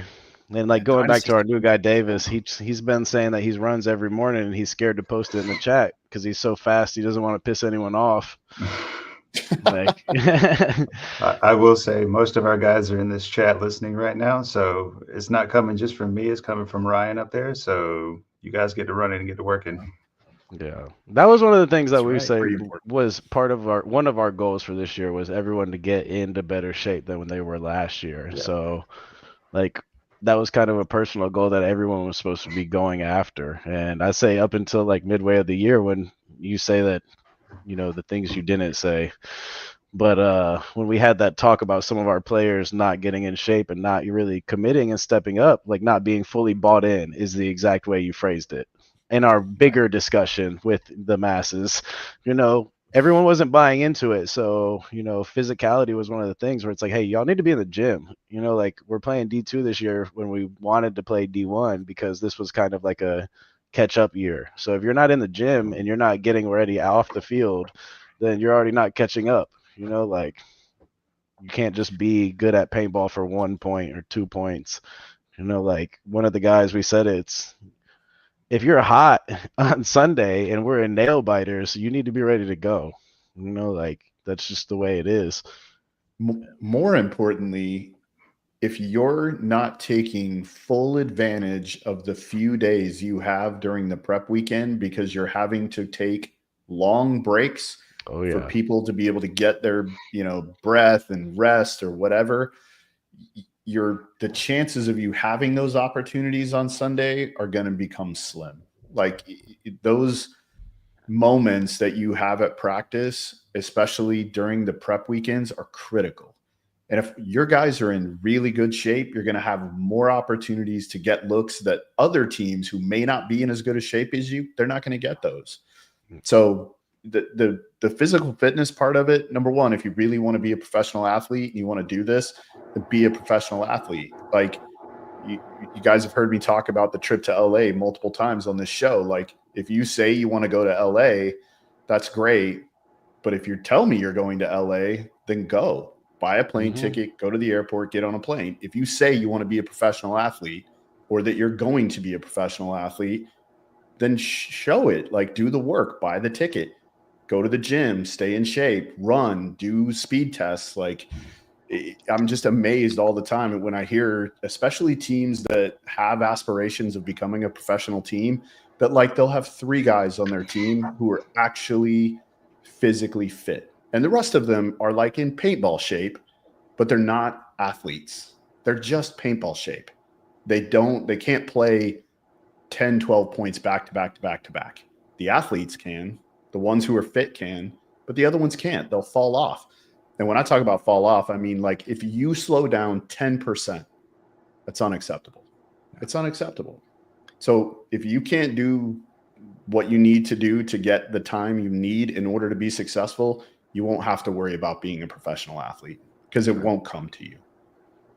And even not even slowing down wise, it's like the mental side of it. Because that's what I'm talking about. I told our guys all exactly year, where it's just like, hey, that's what man, I'm talking about. Tell me when you need to sit a point. And like, no, I don't need to sit a point. And it's like, nah, I think you need to sit a point. And it's like, no, I'm making my spot fine. It's like, it's not about what you're getting to the spot. It's about what you're doing when you get into the spot now, That's exactly what I'm talking about. It's exactly what he is. Speed. Yeah, it's not the speed necessarily off the break. It's what happens when you get into the spot. And because you're drained, your body is depleted of calories and energy and oxygen because you're not in good shape, your brain isn't going to work as well. And so you're slowing down 10%, maybe more. Your brain doesn't operate as fast. Your body and your twitch muscles obviously aren't working as fast. Like you're just robbing yourself of opportunities by doing something that honestly you should do for yourself anyway. You should do it anyway, just to feel better. No, definitely. If you're not working out, especially I'll say you could get through it in D3 because some of the D3 guys have like you got a big guy. We actually said this like midway through the year. Like there's only one team that we played that had a bigger guy, and we made a call immediately. And we're like, hey, if you see that big guy go out there, call Meatball because he's going up the middle, and we're gonna run and gun out to these 2 spots and shoot him off break every time. And we did it every time. I'm so talking like, about if you're not in that shape, you're just if you want to be because I think that there is a place for bigger guys. Like if you want to play D3, D4, look at Colt. Colt Lukau is a big dude. He's one of the most elite paintball players on planet Earth because he can live behind his gun. He's learned how to, by the way, I saw him this weekend in Dallas. The dude's lost a ton of weight. He's getting smaller every year. So that's why I say it's like you can't, awesome. I don't think you round him into that category anymore because he's a guy and he's so good with his gun. And I believe the only one that's probably his size in pro paintball right now actually in pro paintball right now. Like totally. But he's just so good like at every other part of it, and he's working at getting his body to that speed. Once he gets there, that'll be a scary He can play every single point. He can physically play every single point. When he gets smaller, he's going to be that much more dangerous. But again, like I think there's a place for the guys who don't want to go to the gym and they just enjoy paintball, and that is D3, D4, D5. Like, but if you say that you want to be a professional athlete, I'm going to be a professional athlete. Great. Do it. Do the work. Like go be a professional athlete. Like it's not just about being a paintball player. Be an athlete first and then be a paintball player. And then you got to be held to a higher standard. You're not just held down to that. There's one other aspect. Paintball. There's one other aspect on top of this. There's another reason why it's important to be in shape, and it's to avoid injury. Right? Oh, yeah. If you're in shape and you're taking care of yourself, there's a less opportunity that you are going to injure yourself, and then recovery time from that injury. So Ryan, you couldn't have said it better. That's outstanding. The mental aspect of it is so much more than just the physical, right? It is using that brain. So, and even on that part, Freeman touched on it. I stole some of the Russian Legion videos. I've been watching their pages and videos a lot beforehand, but I'm sure I'm still going to steal from them now that you're coaching down there, in that aspect. But some of the drills they do, like running and gunning wise, I was watching throughout the year, and I'm like, yeah, this is insane. But then to watch it transition to some of their gameplays where they're just running and gunning and lasering people time after time again. It's like I literally went through and took some of their drills and was like, yeah, we're doing this year, whether we pass out or not. Like by the end of the year, we should be able to do this. Yep. What you're not seeing is there's a time limit. Yep. So for them to do that drill you see where the guy starts in the back center, goes to the corner, and then goes all the way down, he has like 7 seconds to complete the drill. Yeah, he got a stopwatch, and that's what I was already saying. We're gonna time this the first time, and then we're gonna have to improve on it. That was one of the ones. You don't have to do it in 7 seconds. I don't. Oh no, dude! I did it. We did it sets of we did them 5 slow last weekend, and after I did the first one slow. Me, Davis, Blaine, and some of the D2 guys were doing it, and I say by the third one, it was 40 degrees. I was taking my hoodie off. I'm like, I'm hot, I'm sweating. I was like, okay, this is intense. This is gonna be hard to get down. Right. It's like, yeah. But we did some of that with you last year. I feel like the Canes came out to prime. I came out there and practiced. Mikey practiced with y'all. And by 10 a.m., I was so sweaty, I was dropping my gun. The physicality of that practice was next level, something I had never experienced up until that point. And I said it, I think I left at 1:30, and I was like, hey, I know you got an hour and a half left on your schedule, but at this point, I'm doing so bad, quality over quantity. I need to go home. I'm not getting good practice out of this anymore. I'm just getting one-balled by Drew Bell everywhere I go. Hey, you're not alone. I'll send you that video, Ryan. Right? Drew Bell does that. You could call me a quitter, but I'm getting out of here. So a lot of lessons learned through your 2024 D2 season, and now you're looking forward to your semi-pro debut, right, in the NXL. How do you guys think you're going to do this? We've kind of touched on it, right? I like how you talked about, hey, I don't think it's going to be as easy as some people say it's going to be. So how do you guys think – let's finish up with these next 2 questions. How do you guys think you guys are going to perform this season, right? What's your expectation? And then 2, give a shout out to anybody that you think that you want to thank and appreciate, including sponsors. I'll let you know how I feel after our first practice. I was hoping to have that before this, but yeah, after next weekend, I can give you a good answer. And we're looking good. We got all the guys from last season coming back with 2 exceptions there, but the team looks good. And I haven't been around them that long, but I've learned them in the last season, seen the good, the bad, the highs, the lows, and I feel like we're going to do really good. What does that mean? What's expectation of placement? Man, you put me on the spot here. Of course, if you've listened to our show, I do it. He's also going to ask you what your next favorite drill is here in a minute. Oh. But don't get off topic. Get back to the expectation. Expectations are I would like to see us podium again at every single event. Yeah. I mean, we did it in D2. I don't see why we can't keep that momentum going. We were really strong, and I think we're getting stronger. Yeah, nothing against the teams that are in semi-pro, like I said, but I mean, I've watched the semi-pro games all year because I wanted to play there this year. Like I said, we talked back down to D2, so it was still homework all year on some of the teams. I do think some of the teams are good, and I think some of the teams are being slept on, but I feel like realistically we should be a deep Sunday team every event again. And if not, then we're not meeting our expectations. Who are the teams do you think are being slept on? I mean, I see somebody in the chat said it earlier, Newbies has been up there, for years, but they just haven't been a team that just puts it together, They don't. So, and the reason we don't give I don't want to speak for Mike, but the reason I don't each year, and I think we did in the offseason last year, we talked a lot about the newbies. Mm-hmm. they continuously let us down because they changed the roster so often. Oh yeah, they did that Right? last So year like, too. right, that's what I mean. So they show up and they're incredibly inconsistent. 3rd place, 9th place, 6th place, 7th place, 6th place. So they make a podium and then kind of fall into the middle, right? Sea Dog's leverage go up. Greenville Growl is gone. P-Mob, 11th place, 14th place, 3rd place, misses an event and then gets a 2nd place. They could be good. We don't know yet, right? I feel like they added people midway or something because they look totally different after the midpoint. Totally. Yeah. They picked up a bunch of guys. Noel Tran is now coaching that team. He's a great coach. We're going to get him on the show.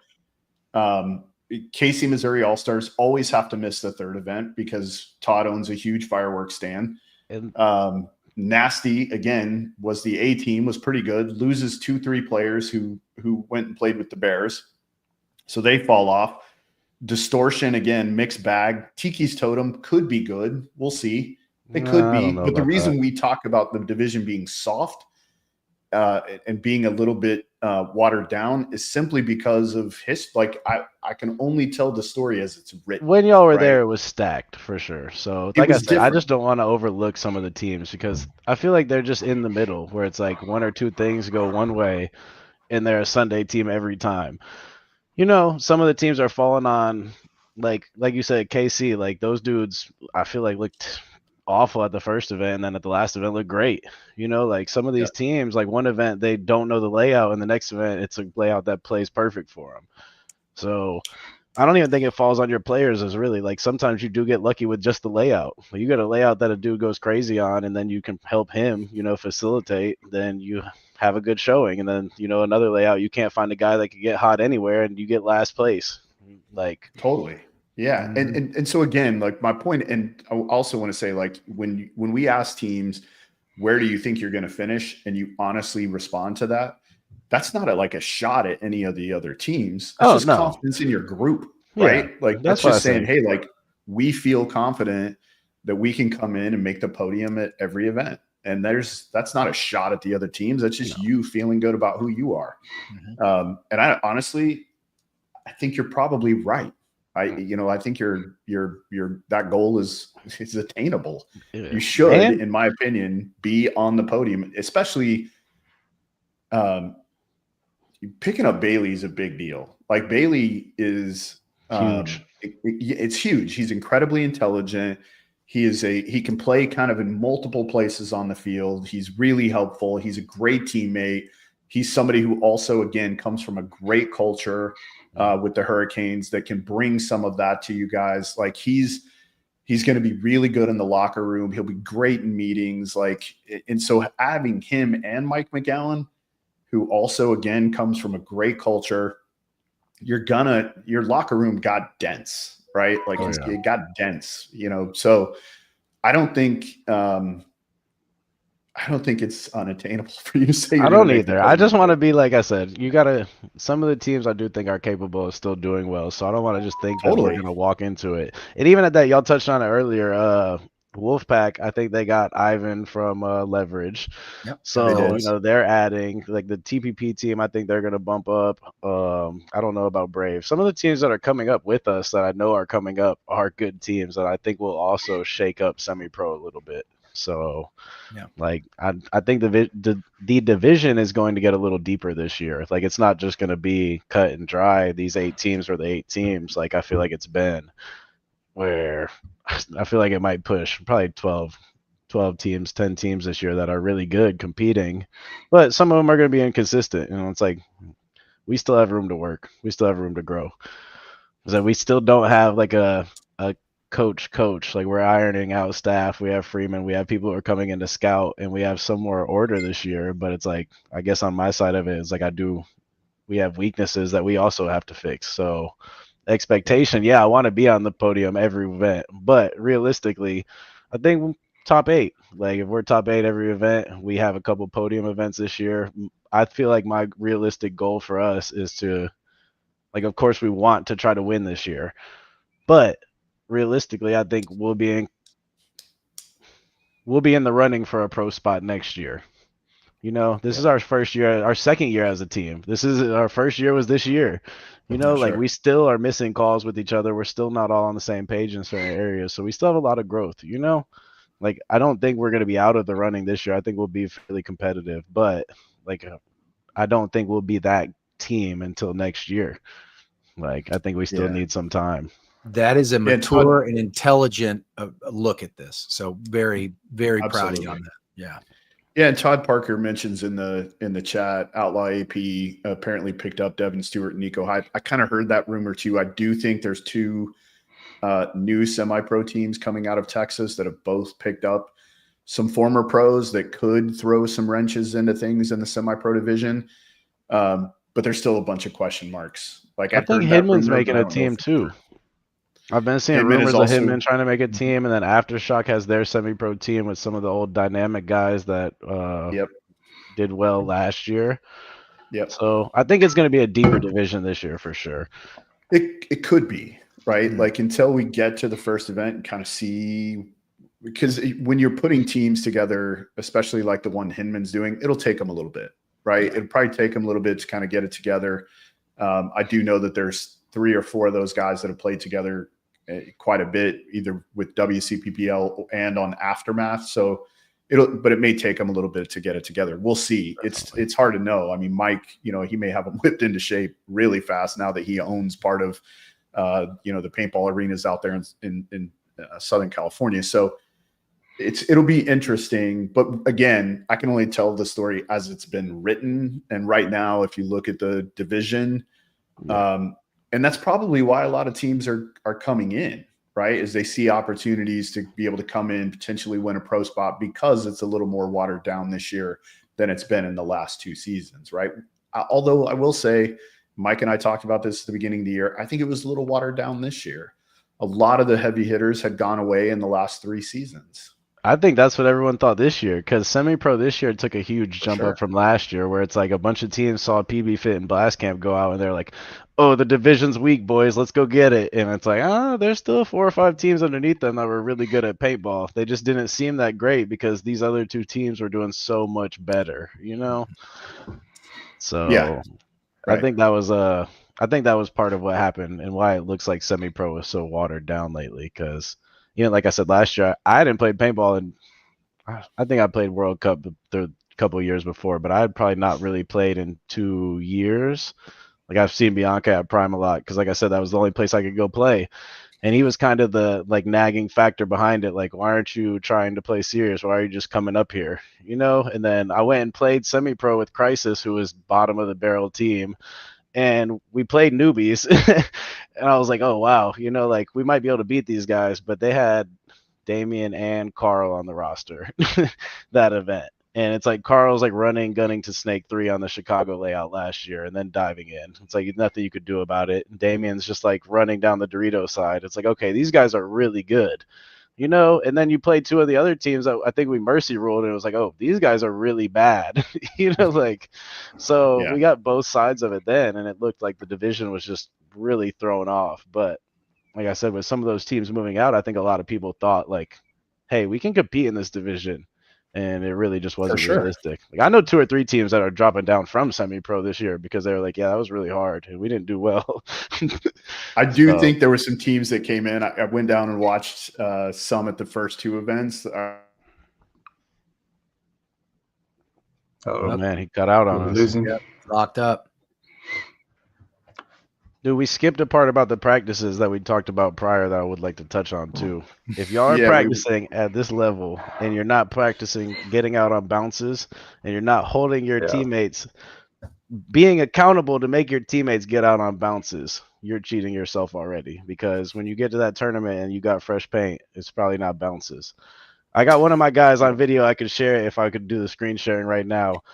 Aaron, he's been in here the whole time. I got a video of him in Vegas getting bounced in the home and walking, turning around, not calling himself out, but looking down while he was turning around to walk out and realizing it was a bounce, just creature of habit from us practicing bounces so much.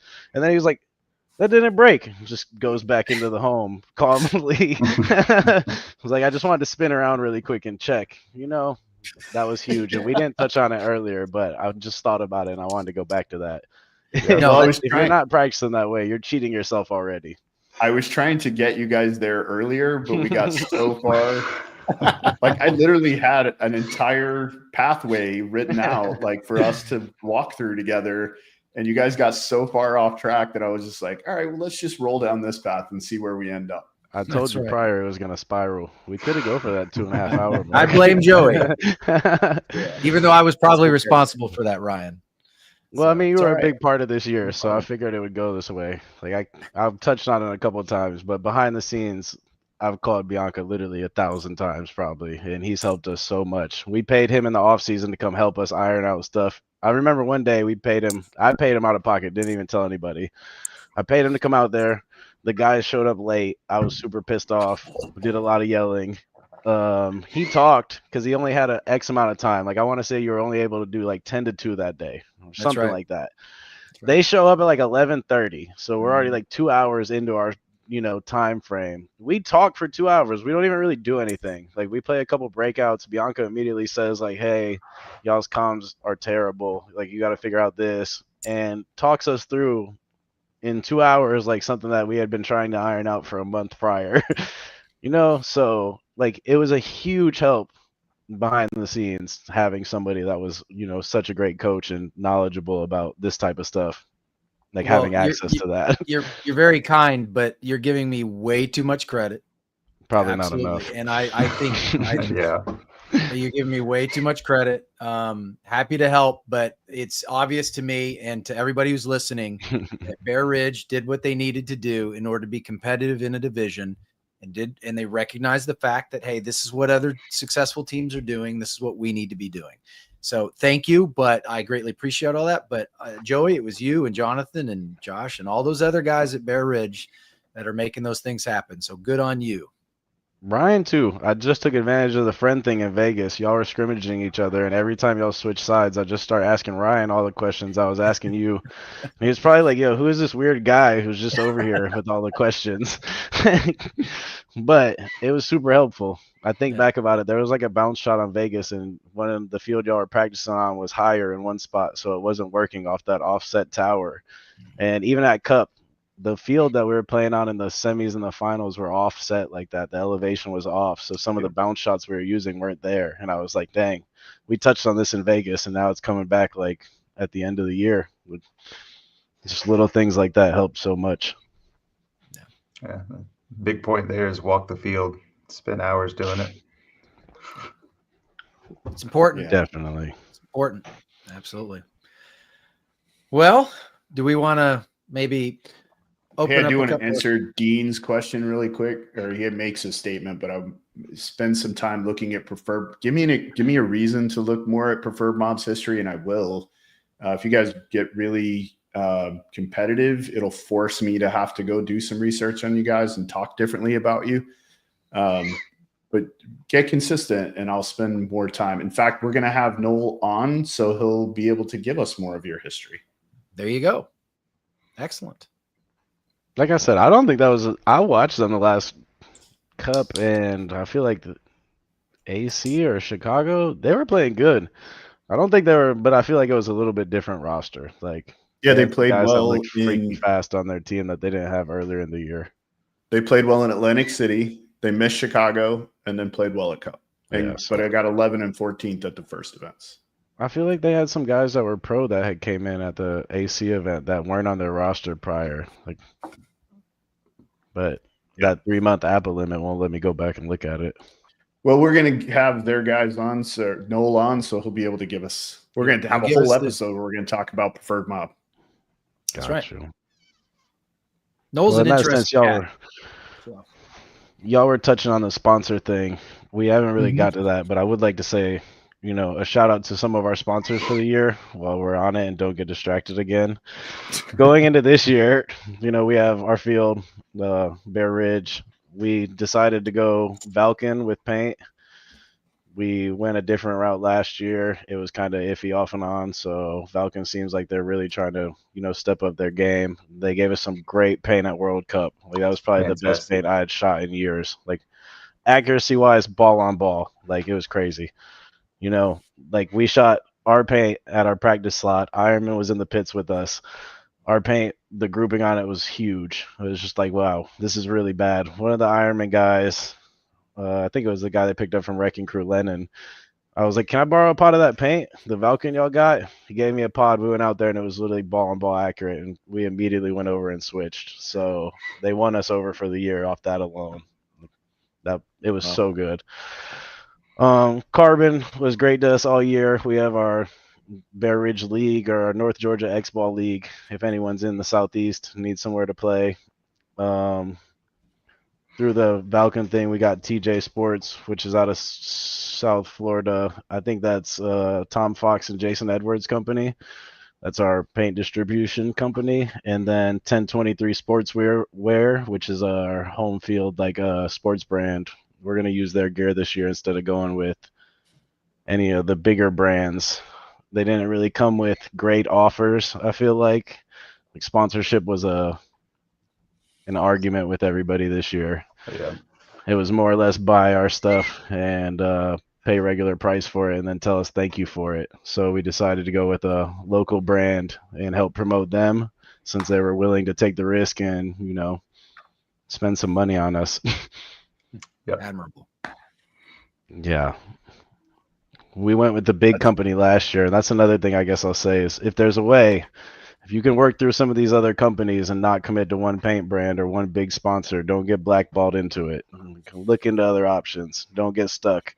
Because we shot some iffy paint this year, and I kept saying over and over again this paint was kind of iffy, and I wanted to switch. And then when I finally switched, it paid huge rewards, I'd say. So I know that paint is the biggest factor of this. It's paintball. Don't ever forget that. Don't cheat yourself and use bad paint. Pay for different paint. Don't let a company tell you got to use their paint and only their paint if it's terrible, because then you're already limiting yourself. Wise words. Yeah, I mean, our sponsor of this show doesn't care what paint people shoot. So that's right. Max Sportswear, you can wear their stuff and shoot whatever paint you want. They don't care. Find a company like that. Don't get stuck, because that's not the way to go. Some of these companies have been big in paintball and like monopolizing the market for a while. I see, like I said, I feel like Vulcan's on a path to shake it up a little bit, and they're putting out some great paintballs right now. So, Yeah, man, I love Joe and Gino and the Alex and the whole crew over there. They're really good people, fun to work with. Yeah, good group. Awesome. Excellent. Yep. Well, I think we might have run the route. What do you think? Yes. Hey, I'm up for it if y'all are up for it. We can break this 2 hour and 30-minute stream record. No, I think we're good here. Yeah, I think we discussed that before the show. Ryan's like, this is my easiest show. Bianca did it. They wanted to spiral off topic for a little bit. No, I think it was like when we come into conversational shows where we're not doing a breakdown and we're really not, and again, please don't take this the wrong way, but when we're not talking to a dedicated coach, you never know kind of what direction the conversation is going to go. And so I thought it was great. I mean, I liked kind of the flow around that we did, and people got to really know who you are. That's really the most important thing when we do have these conversational shows is people don't know Bear Ridge. Now they know a little more, right? And so hopefully this helps you get a few more fans, even though I think most of them are probably in the chat. But hopefully you guys get it. I was ready for the breakdown. I told Bianca this as soon as Cup was over.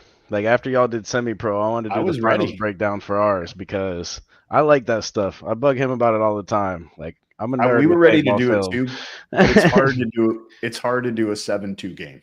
Yeah, I already know. But to that, if on both sides, scouting plays a big part of it. So I could go through it and I could show you at the point where they literally gave up playing the snake side of the field after we shot them off break and won that side so much. So we watched it. I watched it, and I was like, okay, well, they just completely went away from the snake and gave you the snake. So yeah, I'd say one of our biggest hiccups was we didn't notice that they just stopped going over there. Yeah, but it's like I think there were 4 points where they completely voided it and gave it away. Yeah. So it's like we would talk about the same thing 4 times. Definitely. Right. I understand. Absolutely right. Yeah. If you want to watch Honestly, a good when I one, go back and watch it, I watched the Brave match. Brave. I Yep. don't think those guys were that great, but we weren't playing that great, and they did a really good job of surviving. Which, on that layout, going back to you touched on Colt, like I was playing Colt spot, and when I watched the webcast, everyone talks bad about the home bunker on that layout. When it was probably the best bunker on that layout. Like you could see everything from there. If someone shot at you from the snake side, you could look to the Dorito side. We doubled up Which the one? home on this World Cup layout. Oh, Like the all throughout all the prelims and through the semis, they were saying Colt was sitting in there too long, and they were saying the same thing on our like webcast, But it was like that was really the perfect place, and you only really needed to get out of there if someone was coming into your snake. Like if you know the guy went in the snake, you can control the snake and bump out to the corner, or you can hold him there. So like certain points of it, I feel like people weren't really looking at things like that in our division where the pros, I look back at it and everyone was talking down on it. So I did want to do the recap because that was one of the things I yeah. caught. I thought the home was a great bunker. That's Great what spot. shocked me when they're talking Yeah. about it in the webcast. They're like, "Oh, people are sitting here. Colt's sitting here too long. It's gonna cost them. It's gonna cost Hold them." up. It's like, When you what do say mean? they, just Yeah. say Rich. Rich Oh. hates people playing in the home. So Yeah, just say Rich. Because I Rich, did. like, I might have to go back and look at that because, like I said, it was different people for our division and on our side, on Yeah. our fields too, in the semi-pro field. They're talking about everyone staying in the home too long, and it's like maybe y'all don't know how the field was playing. right. Yeah. So I liked the home bunker. I thought it was great. You got eyes on a couple of different spots. You could see kind of where he would go in the snake. Once he got past a certain point, you needed to get out to the corner. But even from the corner, you still couldn't be helpful. Like you don't know where he is in there. You can't see him until he's on your side. Like I liked That the was home. my I thought thing it though. was I good. liked it in that sense because it's like for me that was my spot. So it's like I guess I'm biased towards it. But for me, I shoot the guy off break or I don't. I shoot the bounce shot off the cake to hold him at the snake one. If he shoots at me past that, I fill the corner and don't let him fill on my side and shoot my teammates in the Right. back. Yeah. Like it was actually a cut, simple, dry thing. Like it wasn't Yeah. very complicated there. I told Bianca afterwards, like this was I had like 5 plays, but we didn't run any of them. No. Like we actually just went to the 5 safest bunkers and did read and react every single game. It's a Like, box hey, read, if we right? shoot a guy off break Yep. and we call the Lucy, then switch your gun to this side. Don't let him fill out over there. We're gonna attack that way. If we call the Ricky, we're going this way. Like it was. That sounds like paintball. It Yeah. does. Yeah. Sounds like paintball. That's why I Yeah. told him before. I was like, I'm kind of excited to go into it because it was actually the simplest thing, but we could go deep dive onto it because you had to watch certain factors, but everything was off the box. You see a guy, 2 guys running with their head downs over here. We're going to shoot at those guys because they don't know what's going on, and then attack. I The love cup it. layout was Hang cool. on, say that one more time. Maybe we do need to do this video. So you're saying the Maybe 2 we guys do. running with their heads down, that's the side you're going to shoot? You're not going Well- to attack the weak side? I mean, for me, I guess I look at it different ways because, like I said, the Cub layout and the Dallas layout, I'm looking for the spots where people are getting far. Like we have a couple of fast guys that we practice against, so I feel like at the layout, I'm seeing like, okay, if they got a guy running here and they get to this spot, that's really gonna screw us. So I want to shift a gun to not let that guy far.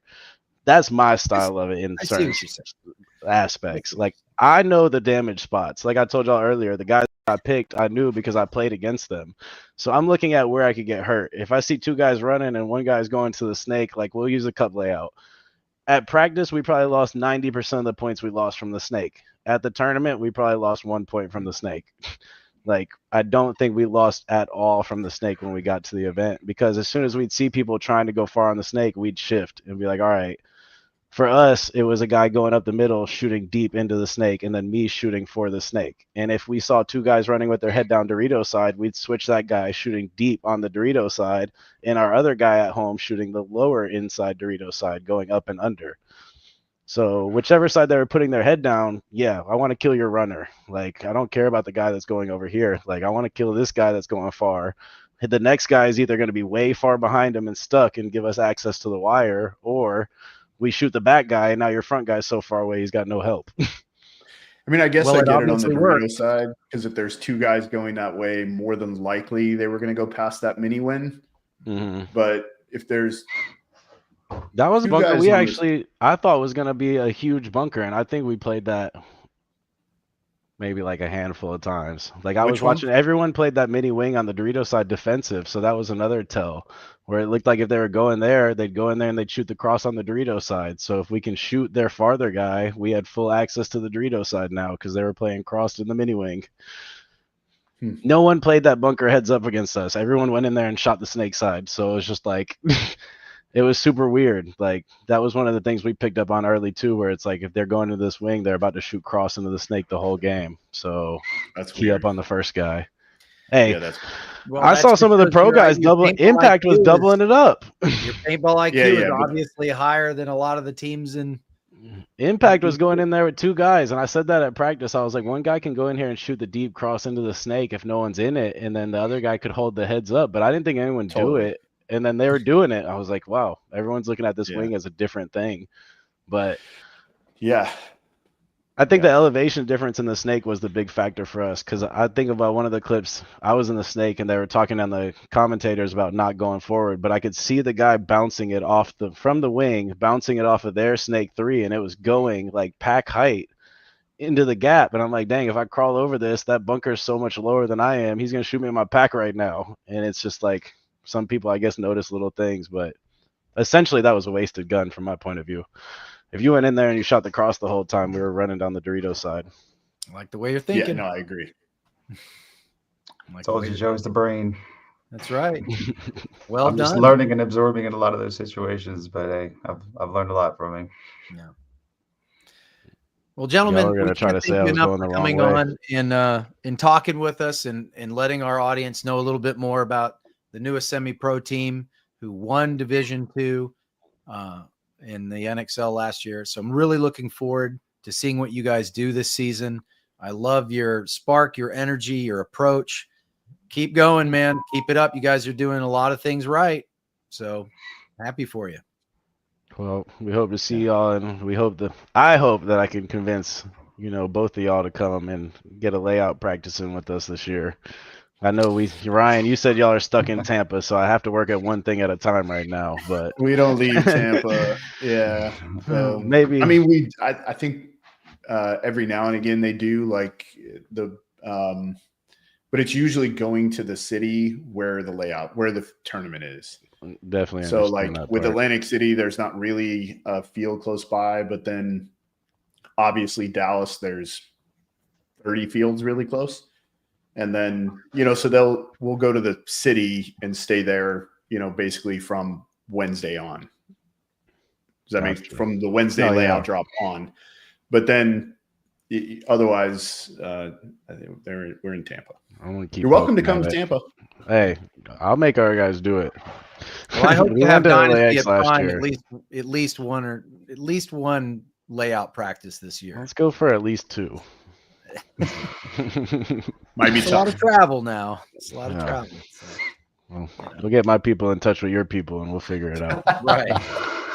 Sounds good. Freeman. Well, hit 'em gentlemen, up after thank the you so meeting. much for joining us tonight. We really appreciate you. Really good luck next season. I think you guys are on the path. Obviously, you have great support with that guy over there.